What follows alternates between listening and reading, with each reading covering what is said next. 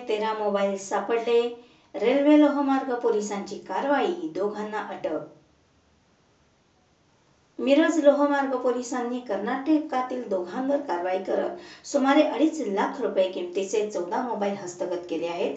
यामध्ये मिरज लोहमार्ग पोलीस दलाकडे नोंद गुन्ह्यातील 1 मोबाईल आणि गहाळ म्हणून नोंद असलेल्या 13 मोबाईलचा समावेश आहे। पोलिसांनी या प्रकरणी दोघांना अटक केली आहे। याबाबत लोहमार्ग पोलीस दलाकडून देण्यात आलेली अधिक माहिती अशी की मिरज लोहमार्ग पोलीस ठाण्याकडील सर्व्हेलन्स पथकाने CEIR पोर्टलद्वारे प्राप्त CDR आणि SBR उत्कृष्टरित्या पडताळणी करून ही कारवाई करण्यात यश मिळवले।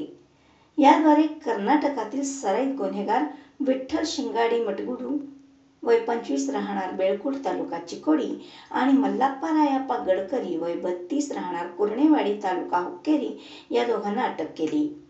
त्यांच्याकडून पोलिसांना मिरज लोहमार्ग पोलीस ठाण्याकडे नोंद असलेल्या गुन्ह्यातील 1 मोबाईल आणि गहाळ मालमत्ता नोंद असलेले 13 मोबाईल मिळून आले। सुमारे 2,57,000 रुपये किमतीचे एकूण 14 मोबाईल पोलिसांनी हस्तगत केले आहेत। मिरज लोहमार्ग पोलिसांनी दोन्ही संशयितांना अटक करून दिनांक 20 फेब्रुवारी रोजी न्यायालयासमोर हजर केले।